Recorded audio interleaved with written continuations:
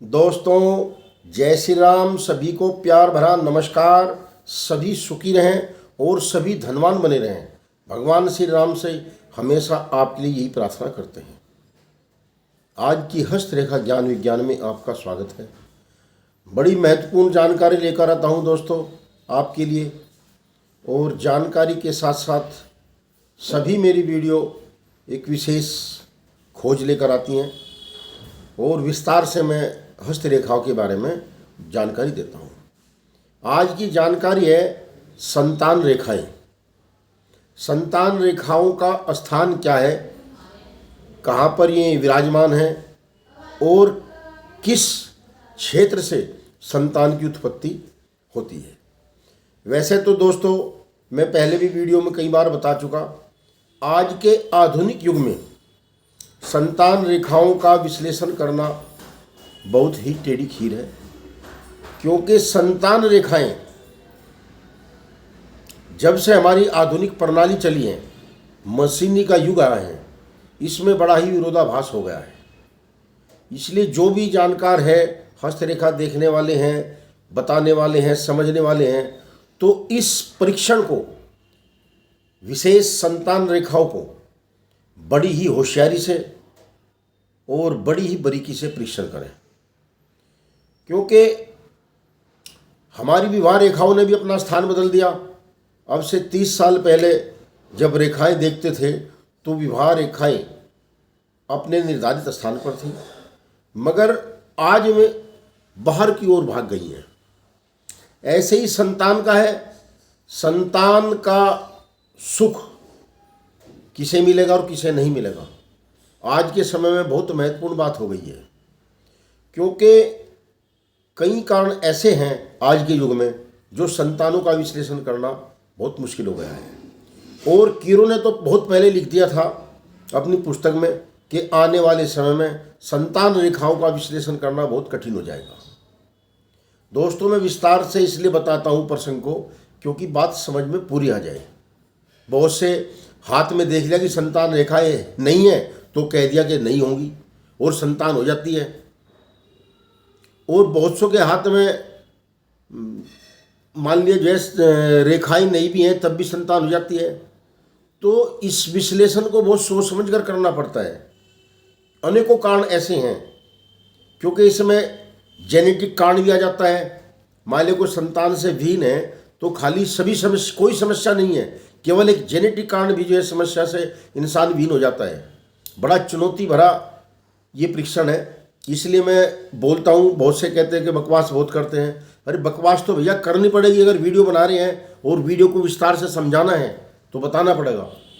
या तो आप जानते नहीं या फिर मानते नहीं, दोनों में से कोई ना कोई बात अवश्य होती है।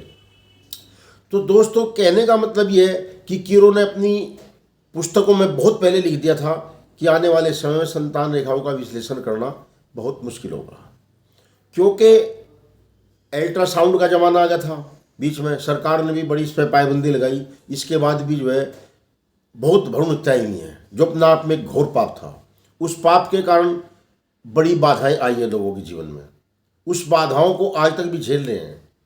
तो दोस्तों, चलिए वीडियो बड़ी ना बना के मैं मुद्दे पर ही बात करता हूँ। तो हमारा यह स्थान, जिसको हम बुध पर्वत बोलते हैं, यहाँ पर हमारी विवाह रेखाएं होती हैं। दोस्तों, ये विवाह रेखाएं 1, 2, 3 भी हो सकती हैं, मगर 1, 2, 3 का मतलब ये नहीं कि 1, 2, 3 शादियाँ होंगी, 3 शादियाँ होंगी। इसका भी बहुत बारीकी से परीक्षण करना पड़ता है। इसमें भी लोग बहुत भ्रमित करते हैं। 3 रेखा देखी बोल दी कि 3 शादियाँ होंगी, ऐसा नहीं है। मुद्दा आज का संतान रेखाओं का है। तो ये पहली बात तो बहुत ही सूक्ष्म होती हैं और नंगी आंखों से देखनी बहुत मुश्किल है। एक सूक्ष्म लेंस आता है, सूक्ष्म देखने वाला, उस लेंस के द्वारा ही सही दिखती हैं। और यदि फिर भी स्पष्ट ना दिखाई दे, थोड़ा सा इसको अंदर को दाबकर, बुध पर्वत को ऐसे दाबकर, हाथ साफ कर साबुन से थोड़ा ऐसे दाबकर, और जब दोबारा देखें तो ये अपने आप उभर आएगी। और सूक्ष्मदर्शी लेंस से देखें तो इस बुध पर्वत पर जब इस प्रकार की रेखाएं बाहर की ओर जाती हुई दिखाई दें, ये बहुत बारीक होती हैं, तो इनको हम जो है संतान रेखाएं से परिचय करते हैं। और इनमें क्या होता है, जो रेखा लंबी और स्पष्ट होगी वह पुत्र दर्शाती है, जो छोटी होती है वो पुत्री दर्शाती है। और यदि कोई रेखा अनामिका के मूल तक आ जाए तो ऐसी रेखा बाहर भागती हुई हो तो इंसान के पुत्र होते हुए भी, संतान होते हुए भी वह पुत्र के सुख से वंचित रहता है, पुत्र का सुख नहीं मिलता किसी न किसी प्रकार से। कई प्रकार होते हैं। इसके अलावा जो टेढ़ी मेढ़ी रेखा होगी वो बच्चा कमजोर होगा, जो सुस्पष्ट होगी वो बच्चा स्वस्थ होगा, जो छोटी रेखा होगी वो पुत्री का योग बनाती है, जो बड़ी रेखा होगी वह पुत्र का योग बनाती है। कुछ संतान से जो वंचित होते हैं उसके कई कारण हो जाते हैं। हमारा जो शुक्र है, ये हमारा शुक्र का क्षेत्र है, इसका विकसित ना होना, दबा हुआ होना, और जो हमारी मणिबंध रेखा है, मणिबंध रेखा पर जो पहली मणिबंध रेखा है, इसका झुकाव बार हथेली की ओर बीच से होना और एक मेहराब की, जैसे कि मेहराब होता है, उसकी शक्ल में बदल जाना, जैसे मैंने पहले ही बना रखा है मणिबंध का। दूसरे नंबर पर एक और सूक्ष्म परीक्षण है। हमारा जो ये शनि पर्वत है और ये हमारी मध्यमा उंगली है, इसके मूल में यदि हल्का सा क्रोस का निशान है तो ऐसे जातक भी संतान सुख से वंचित होंगे या फिर मात्र एक पुत्री होगी, ऐसा इस क्रोस के निशान का महत्व बन जाता है। और मैं फिर भी एक बात कहूँगा कि सुख उसी को मिलेगा संतान का जो जिसकी सौभाग्यशाली रेखाएं होंगी, और विशेष रूप से जो पुरुष सौभाग्यशाली होगा। अनेकों प्रकार से विश्लेषण होता है हस्तरेखाओं का। इसके अलावा भी हमारा ये जो अंगूठा है शुक्र पर्वत पर, और इस क्षेत्र पर भी हम संतान रेखाओं को देख सकते हैं।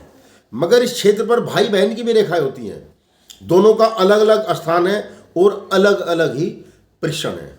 ज़्यादातर तो विद्वानों ने बुध क्षेत्र को ही संतान रेखाओं का क्षेत्र बताया है, संतान रेखाओं का स्थान बताया है। तो और किसी को कोई संशय हो, संतान रेखाओं के बारे में जानना हो, तो व्हाट्सएप पर या मेरे कमेंट बॉक्स में पूछ सकता है, मैं उसको विस्तार से बताऊंगा। वीडियो लंबी बन जाती है दोस्तों, और जय श्री राम। इससे आगे दूसरी वीडियो बताएंगे।